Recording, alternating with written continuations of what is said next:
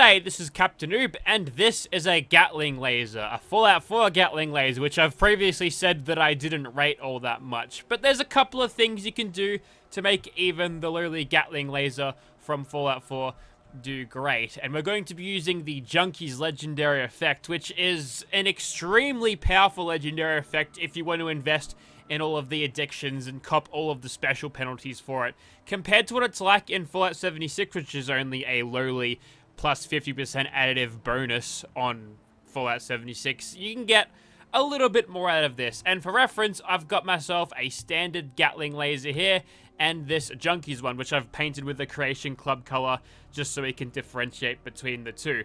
Now, to do this, you'll need to not have the perks chem resistant, and also not have the perks called Party Girl, because if you got Party Girl, you'll be immune to the addiction effect from alcohol, and chem resistant to that one, self-explanatory.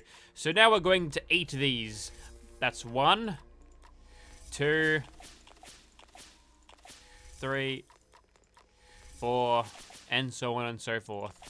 And with all of these chems in the system, we get ourselves a pretty nice special chart there, especially charisma. That's gone up significantly, but that's about to crash hard. Now, if we go over to our weapons for a second, you'll notice that, yes, we get the extra bonuses from Psycho and stuff, but, 90 damage from the original 72 is not pushing it a lot further. In fact, we haven't got any of the effects yet. That is because you need to actually be suffering from the withdrawal effects of these chems in order to actually see this Junkie's effect go, which changed from Fallout 76. You can just get yourself hooked on something, and as long as you're hooked on it, then you'll get the effects. But we have to wait until all of this wears off, so that means you can't get the chem buffs and the addiction buffs at the same time in Fallout 4, but we'll see how we go once we get these addictions running.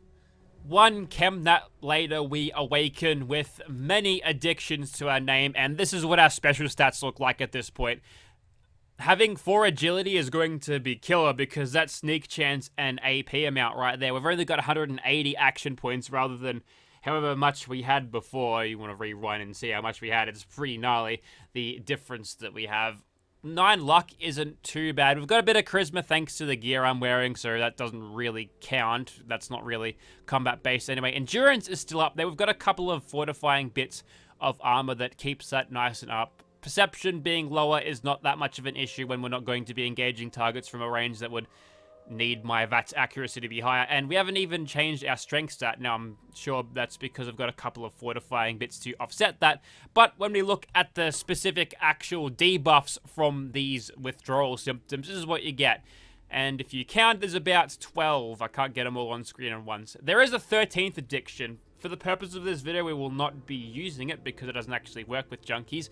But for those of you who don't know, and this might be a little known thing, there is a addiction called Dark Craving, which is only available in a survival playthrough. Basically, what you need to do to get this and activate it is feast upon a human corpse, like this one over here, for example, and you'll get Dark Craving, which means that normal food sources won't actually feed you. You'll only be able to satiate your hunger on other humans, which is morbid. And so, for the purpose of this video, I thought I'd have to actually get Dark Craving. That's why I chose a robot instead of an actual human to engage in the cannibalism. But we don't have to do that, so it's fine though, because if we shot that many chems into a human body, they probably already would have fallen apart, maybe a heart attack or something, so it's fine. We're okay. Anyways, you're probably wondering about how much damage we got from all of that, and this focused Gatling laser, just a standard, we've got 72, like you saw before, but if we switch over to the Junkies one, we get 202 damage per shot, which is impressive, especially when you consider we're going to be firing that fast. Yeah, we could probably do a whole lot of damage with this thing. Let's go shoot stuff and go into a settlement workshop. Righto, so here we are outside of the Immersive Gunners Plaza. This is a Gatling laser in first person, and in third person looks like this. Anyone seen a Gatling laser before? Probably. The game's been out since 2015. Anyways, I have the normal one in my hands right now. I'm going to pick off these turrets with it for a second. Getting 9 damage on that guy, possibly severely out of range there, but for starters, we'll just get started on shooting these 2 gunners with the normal one, whilst trying to not get shot with an anti-material rifle. as we increase his rate of fire by staggering him out of his bolt cranking animation. That went perfectly. And yeah, I gotta say that the standard Gatling laser don't rate its damage, and I've just given you the reason why. So let's switch over to our Junkies one, now doing 243 damage per shot. Although I will stress that we're getting a 50% damage penalty with this thing before we even account for armor resistance. So if you think it's a little bit, if you think we're not getting as much damage as we should, less than a quarter of what we're seeing on the damage card, well, that's because of the damage penalty, as well as the way the game calculates energy weapon damage, which has been fixed as of this recording in Fallout 76, but no mods have sought to fix this in Fallout 4. But as you can tell, it's a significant improvement on the Gatling laser, and again, this is not a Gatling laser exclusive legendary effect, but the force multiplier you get out of this thing with its rate of fire and its gigantic mag capacity really gives Junkies a good sort of roll for its run for its money. You can make a good use out of this thing, is what I mean. So we'll use this leaning mod. We'll tactically lean around the corner, and then they'll shoot the pillar instead of me. That's a fantastic idea. This guy, we'll make sure we'll stagger him out of his cover. And things are going pretty well. We haven't hit Nerd Rage just yet. Would have been cool to slow motion kill all of these gunners. But that's fine. I'm okay with that. We can save Nerd Rage for a little bit later on, I think. There's a trio of gunners that have moved into these trees, which we might be able to utilize this lean mod to do. Excellent. I saw a shoulder swap mod for New Vegas the other day. I thought that was pretty neat. It's kind of like this tactical leaning thing, but not really. And what you know, the outfit that I'm wearing is currently ticked as full precision, so it'll mess up when it gets when it gets on fire. And if you've got wet mods, that'll actually make you drip when you exit the water. For immersion, of course, that'll mess up. So that's if you've got a CBB outfit that makes all weird, funky visual bugs when you get set on fire, go into your body slide thing and just uncheck full precision, then rebuild the model, and then you should be fine. So we're making pretty light work of these gunners, and we haven't even used VATS yet, which, if you're unfamiliar or you've just forgotten, you get a 10-round burst with every VATS shot. We are, of course, suffering from the only 4 agility as compared to the normal amount that we get, so we only get 4 shots in VATS, but you absolutely shred with this thing if you manage to hit all headshots, which is quite easy to do, as it turns out, in VATS. Even with the perception penalties, nice, that we are enduring from our many addictions and withdrawals, we're still doing pretty good. Thanks, game. Thanks, VATS camera. Really needed to see that. Don't worry, it's a robot, so it's not weird. Anyways, let's open this up. That's it.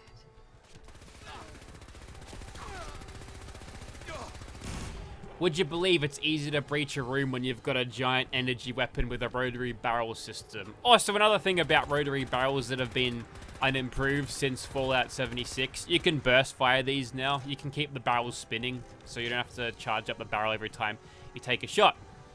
But yeah, looks like we're still in caution from a dude down there. You're gonna wish you haven't been born, buddy. Let's get our VATS crit back onto you. That'll do. And a cheeky little level up late because I've already killed everything. Gets me back to full health already. I don't know if this thing can take out a monster, but I'm gonna try. I'm gonna see how we go. I wanted to use VATS, but this Nightkin Suicider, he's cloaked, so we'll just let him take care of himself. And Swan's Reincarnation isn't aggroed yet, weirdly enough. So I guess we'll just start this off with the critical, guarantee that hit, and that's... I guess that was all sneak criticals, but that was actually not terrible in terms of damage. And now we get back to regularly scheduled shooting him in the face. 96 damage all around. Question is, will I get more if he creeps a little bit closer? Probably. Oops. Let's just get that. 99%. 96. Yep, that's all we're getting. We might have to bait Nerd Rage again from him and just shoot him as is. Is that a vertibird? There is going to be air support. This wasn't a really stealth mission anyway, so I don't have to worry about them messing up my stealth. I'm just going to have to back away from him as he's doing his dumb attacks or something. See, dodged him right there.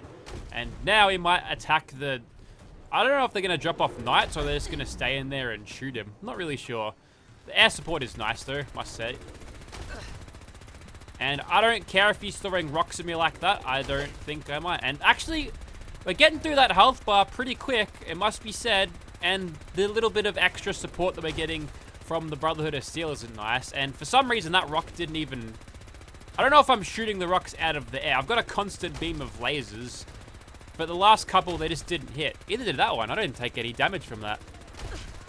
Okay, I definitely shot that one and took damage, so just lucky, I guess. I gotta say, this is actually... what are you doing here? You're way out of your league, pal.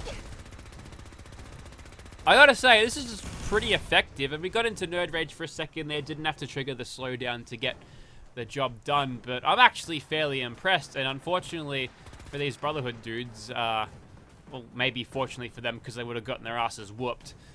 They didn't come in. Also, Hyde, remember you're an abomination of technology. You shouldn't exist. But they didn't notice, so that's great. We should probably just slip away before they do notice, though.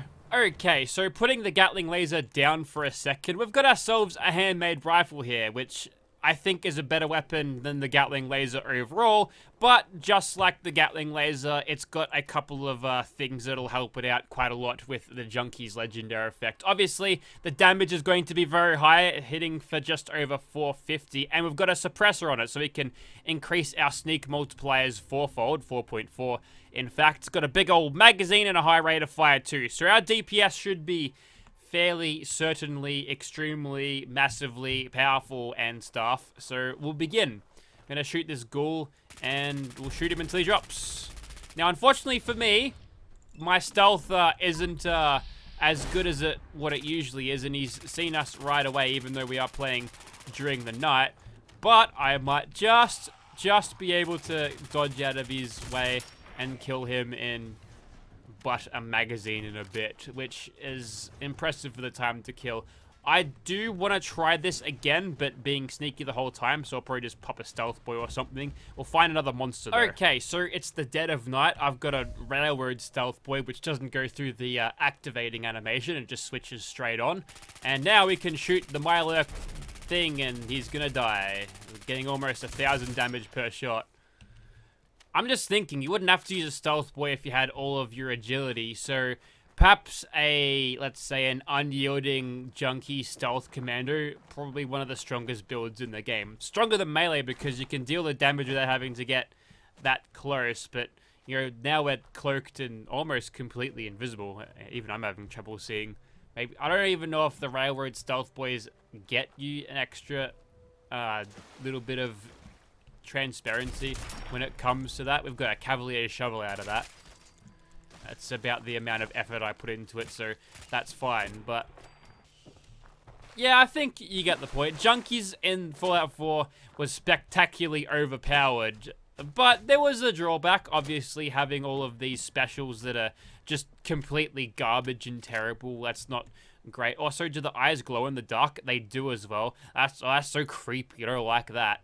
So, anyways, if you'd like to see these weapons in your game, then you better get grinding. There are multiple mods that allow you to just attach legendary effects onto your weapons all willy-nilly, so I would implore that you use those just to cut down on the time that you're searching for these things. But if you happen to have some junky stuff in your inventory, you haven't taken the perks that'll make you immune to those addictions, then try it out.